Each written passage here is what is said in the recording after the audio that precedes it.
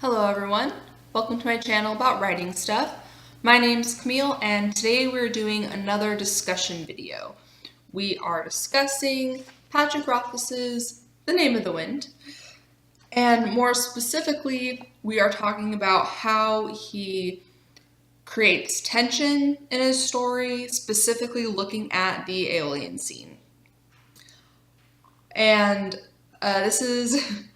these discussion videos that I do are very much centered around me geeking out and analyzing some of my favorite authors' works. If you haven't seen it yet, I have a Tolkien and Lewis plot point discussion video over on my channel, so go check that out. And it's really just me rambling about how I think these authors are doing sort of these awesome things and speculating. So a little disclaimer here, if for some reason Patrick Rothfuss finds this video and finds everything that I say just completely incorrect, please feel free to correct me. Better yet, fly me out to the next con you'll be at and you can tell me how wrong I am in person. So let's get into it. If you have not read this book yet, then I have no idea what you're doing with your life, and you should totally leave, go read it, and then come back to follow said discussion. All right, so I've heard Patrick Rothfuss say in interviews, he's not a plotter. Essentially, what he's doing is creating tension and conflict and sort of these character moments to really pull you through the story, which I find very effective. That's some of my favorite storytelling. It's not the concise plot where you can see all the points and you can see sort of the skeleton of the story. I like a story that pulls me through with conflict and tension because those things are very much character oriented, and I love character oriented stories as opposed to plot driven stories. And when I was reading this book, this scene, the Eolian scene, it's the first scene of Kvothe. He's playing the Lay of Sir Savian to get his talent pipes. And what I found really odd when I was reading this scene is that my heart was pounding, my hands were sweating, and I was really nervous, which was odd for me because there are three genres that are meant to evoke this visceral response in the reader, and those are thrillers, horror, and erotica. Name of the Wind is not a thriller, it's not horror, and it's not erotica. It is an epic fantasy, and yet I was getting this physical response from the story. I was nervous and I was panicky, and I was literally, my heart was pounding, my hands were sweating. And I was trying to figure out why, because that's not what this genre is. So let's look at the setup. Let's look at the points leading up to this scene in the story. The big thing here that Pat does really well is he establishes what Kvothe wants versus what he needs. There's a long history in this story. There's this established sort of idea that, yes, Kvothe is capable, but he really just gets out by the skin of his teeth the whole time. Like, there is a precedent set that shit goes wrong. Like, spoiler alert, shit goes so wrong no matter how capable this kid is. His parents get killed and he wanders into the forest, and then he gets stuck in Tarbean. Kids beat him up, break his father's loot. He almost is beaten to death. He almost freezes to death. He almost starves to death. And then when he finally gets to the university, he gets in, but he's automatically in debt. He has this beef with Ambrose, which is probably the worst person to get in a beef with. He gets kicked out of the archives, which is literally the biggest thing that he wanted, because he wanted to learn about the Chandrian. And that's the precedent that we get from the beginning of this story, is that, yes, this character is capable, but shit goes wrong. On top of that, we know exactly what Kvothe wants versus what he needs. What he wants is to study at the university. He wants to be able to play music. He wants to learn about the Chandrian, get revenge for them killing his troop and his family and all these things. But he needs to pay off his debt to Debbie. He needs a second shirt. He needs paper. He needs ink. He needs food. He needs a place to stay. He needs a livelihood. So leading up to this scene, we have this expectation of, yes, Kvothe is capable, but shit goes wrong. Plus, every single thing he wants in the world is pinned up on him nailing this performance. Not just doing well, but executing it flawlessly. And, Kvothe tells us these things, right? As we're sort of sitting in the Eolian, watching the other performers on stage, Kvothe tells us, if I do this, I get these things, like my last talent in my pocket, and I have to pay up so that I can perform at this theater. I literally have nothing to my name. And basically, if he does not execute this performance perfectly, he's going to be up a fucking creek. Like, either Debbie's going to kill him, or he's just going to be kicked out on his ass with, like, one shirt and this lute in a really tattered case, and he just will have nothing. He will be back at square one. And what's so frightening about this is we've seen this before.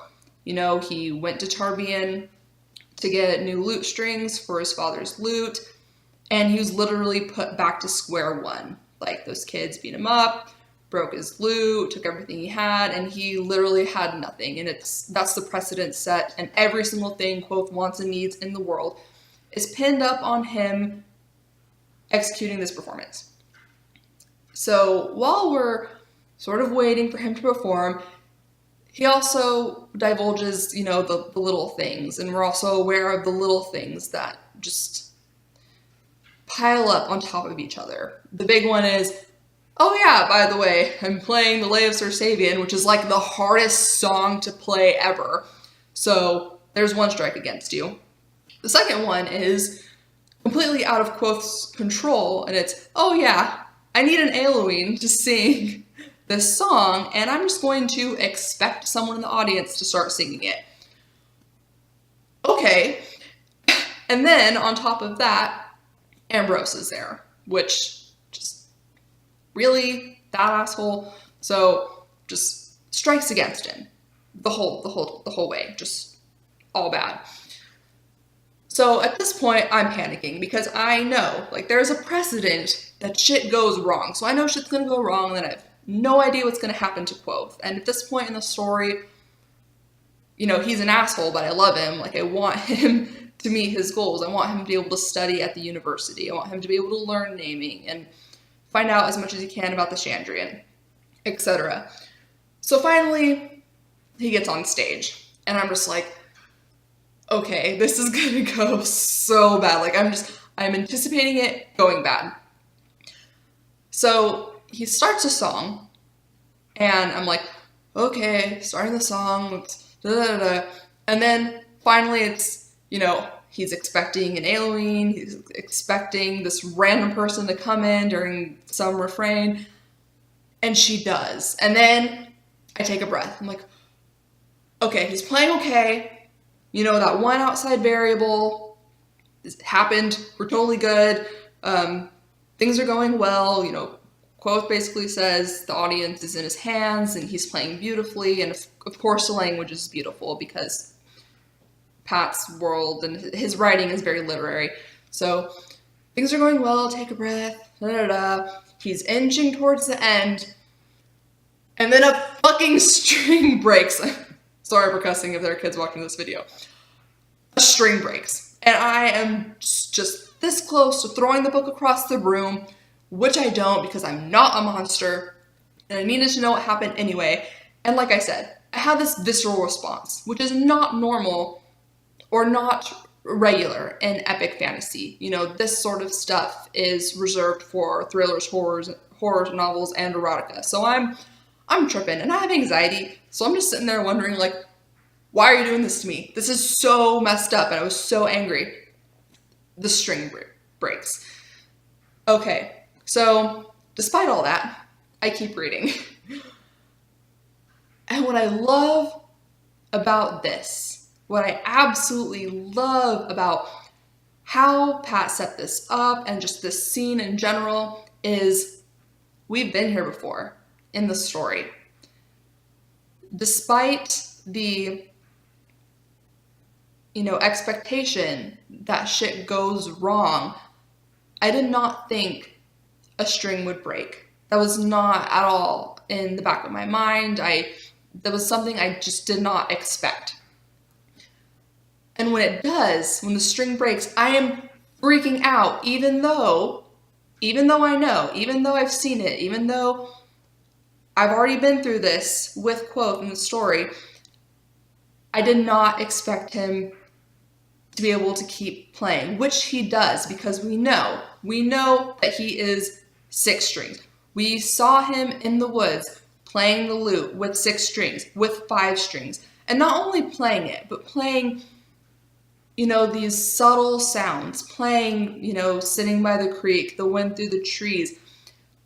And despite knowing that Kvothe is capable, I did not expect this to end this way, because instead of him just nailing the performance, he did the impossible. He did what no one on that stage had done before and set a precedent with him being so young, playing of all songs the Lay of Sir Sabian, plus, Denna was there singing the part of Eolian, and it was just beautiful.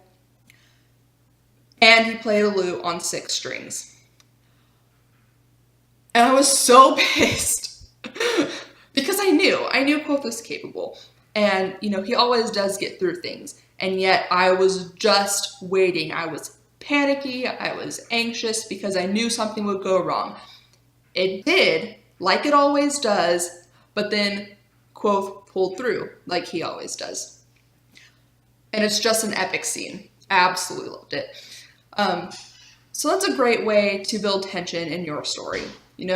Set up these expectations, know what your characters want versus what they need. And if you can hang up both of those things on one scene, then that's absolutely perfect.